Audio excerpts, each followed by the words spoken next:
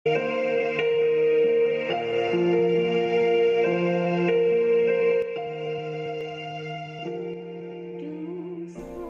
sejahtera Allah yang melampaui segala akal, itulah kiranya yang memelihara hati dan pikiranmu di dalam Yesus Kristus Tuhan kita. Amin. Shalom. Selamat Paskah bagi kita semua. Apa kabar hari ini? Di pesta Paskah yang kedua, semoga sukacita tetap masih ada di dalam hati kita. Dan percayalah, kasih Tuhan akan terus bersama-sama dengan kita. Kasih-Nya akan terus menyertai kita dan memberikan kekuatan bagi kita di dalam menghadapi berbagai-bagai peristiwa yang terjadi di dalam kehidupan kita. Amin. Saudaraku yang dikasihi Tuhan, marilah kita mendengarkan firman Tuhan yang menjadi renungan bagi kita di Paskah yang kedua ini, yang tertulis di dalam kitab Keluaran 14 ayat 26 sampai 31. Demikianlah dikatakan. Berfirmanlah Tuhan kepada Musa, ulurkanlah tanganmu ke atas laut, supaya air berbalik meliputi orang Mesir, meliputi kereta mereka dan orang mereka yang berkuda. Musa mengulurkan tangannya ke atas laut, maka menjelang pagi berbaliklah air laut ke tempatnya. Sedang orang Mesir lari menuju air itu. Demikianlah Tuhan mencampakkan orang Mesir ke tengah-tengah laut. Berbaliklah segala air itu, lalu menutupi kereta dan orang berkuda dari seluruh pasukan Firaun yang telah menyusul orang Israel itu ke laut. Seorang pun tidak ada yang tinggal dari mereka. Tetapi orang Israel berjalan di tempat kering dari tengah-tengah laut. Sedang di kiri dan di kanan mereka air itu sebagai tembok bagi mereka. Demikianlah pada hari itu Tuhan menyelamatkan orang Israel dari tangan orang Mesir. Dan orang Israel melihat orang Mesir mati terhantar di pantai laut. Ketika dilihat oleh orang Israel betapa besarnya perbuatan yang dilakukan Tuhan terhadap orang Mesir, maka takutlah bangsa itu kepada Tuhan dan mereka percaya kepada Tuhan dan kepada Musa hambanya itu. Demikianlah dikatakan. Saudara yang dikasihi Tuhan, memang perjalanan bangsa Israel dari Mesir menuju tanah Kanaan ada di dalam penyertaan dan perlindungan Tuhan. Tetapi bukan serta-merta mereka berjalan atau melewati perjalanan itu dengan mudah dan mulus. Tidak. Mereka mengalami banyak sekali kesulitan. Firaun yang tidak mengizinkan bangsa Israel keluar dari Mesir tentu tidak bisa menerima begitu saja ketika bangsa itu dibawa keluar dari sana. Saudaraku yang dikasihi Tuhan, begitu menderitanya bangsa Israel di tanah Mesir. Mereka ditindas, diperbudak, tidak berperi kemanusiaan. Itulah sebabnya Allah hendak menyelamatkan mereka. Allah mengutus Musa untuk membawa bangsa itu keluar dari sana. Tentu ini bukanlah suatu hal yang menyenangkan hati Firaun. Firaun tidak mengizinkan bangsa itu keluar dari Mesir. Tetapi apapun yang dirancangkan, sekuat apapun Firaun menolak, sekuat apapun Firaun melawan kehendak Tuhan, tidak dapat menghalangi, tidak dapat menghambat apa yang dikehendaki Tuhan terjadi. Tuhan melakukan sesuatu yang besar bagi bangsa Mesir, agar Firaun melihat betapa Allah bangsa Israel adalah Allah yang kuat. 10 tulah jatuhkan atas Mesir. Kita mengingat tulah yang pertama itu air menjadi darah.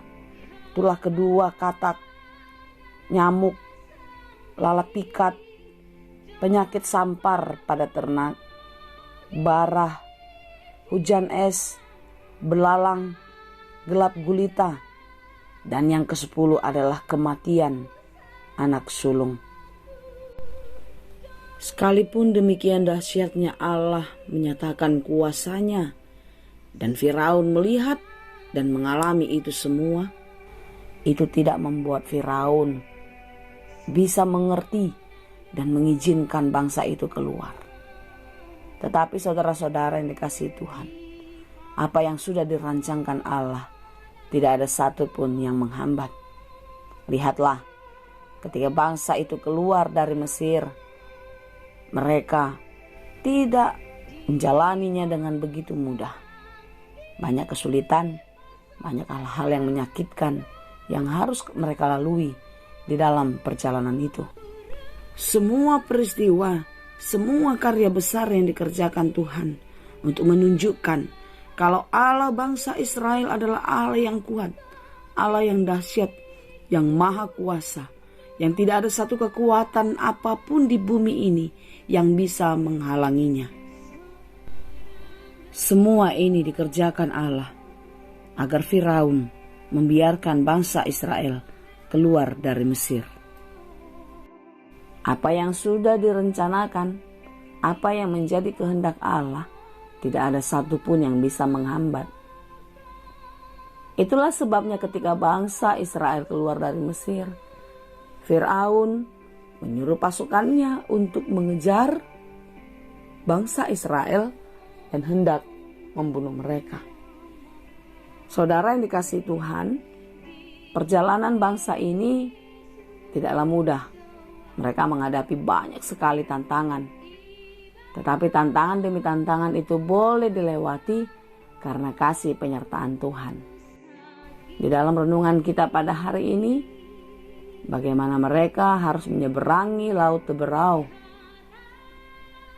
yang sedang ada di depan mereka. Sementara di belakang mereka ada pasukan Firaun yang mengejar dan hendak membunuh mereka.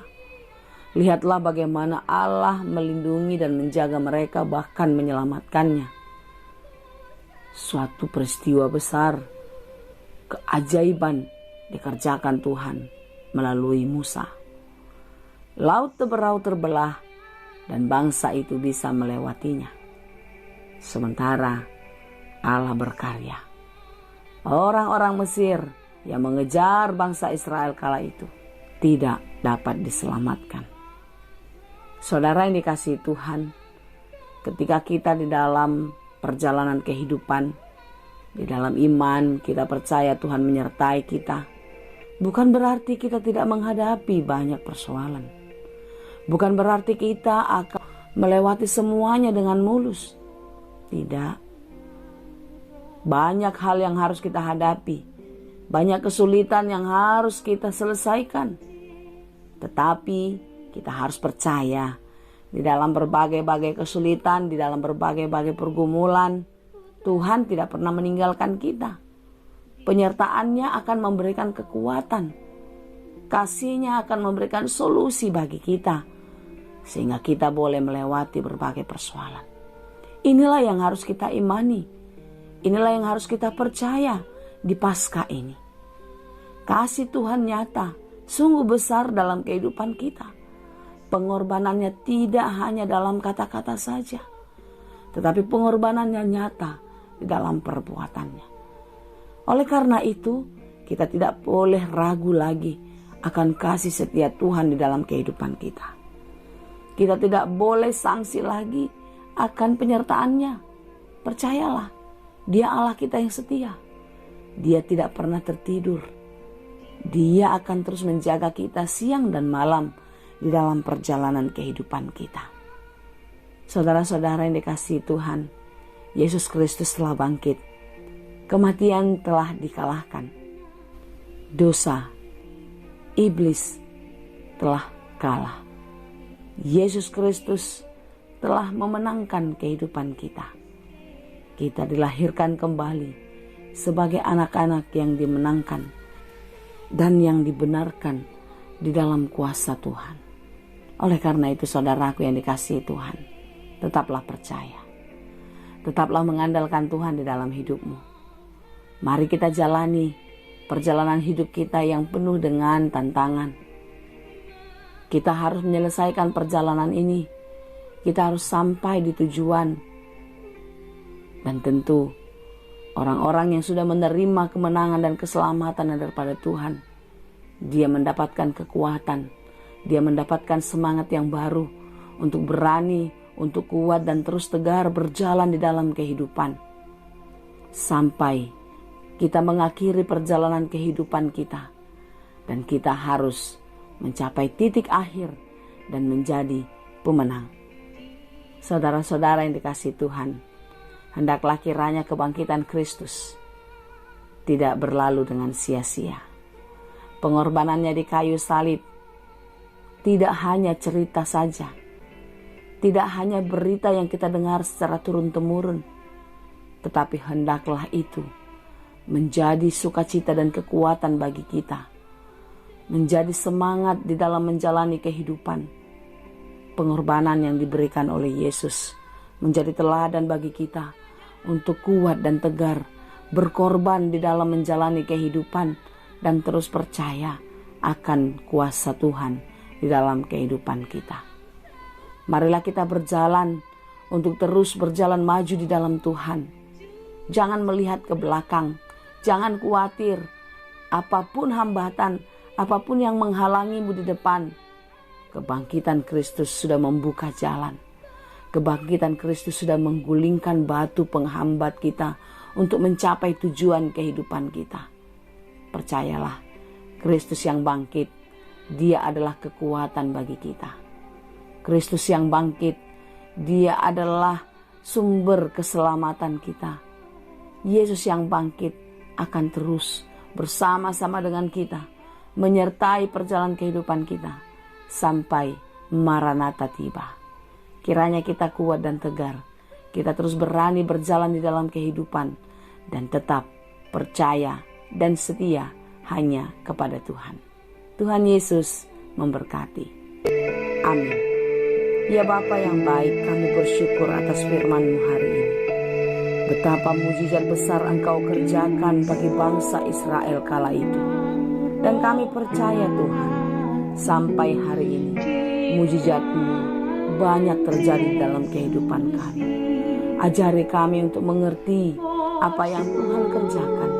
Dan biarlah kami melihat kebesaran dan kuasa Tuhan nyata di dalam hidup kami. Sehingga tidak ada satupun persoalan, tidak ada satupun pergumulan yang membuat kami takut dan gentar menjalani kehidupan ini. Tetapi itu semua akan menjadi kekuatan, semangat dan motivasi bagi kami untuk memenangkan pertarungan iman ini. Tuhan, kami percaya apapun yang terjadi dalam hidup kami, penyertaan-Mu, kasih setia-Mu tidak akan pernah meninggalkan kami. Kuatkan dan mampukan kami menjalani kehidupan seperti yang Tuhan kehendaki. Kasihani kami Tuhan, mampukan kami untuk memenangkan pertarungan iman ini. Hanya di dalam Yesus kami berdoa. Tuhan memberkati engkau dan melindungi engkau. Tuhan menyinari engkau dengan wajah-Nya dan memberi engkau kasih karunia. Tuhan menghadapkan wajah-Nya kepadamu dan memberi engkau damai sejahtera. Amin. Selamat Paskah bagi kita. Tetap semangat. Kasih Tuhan tetap menyertai. Hora.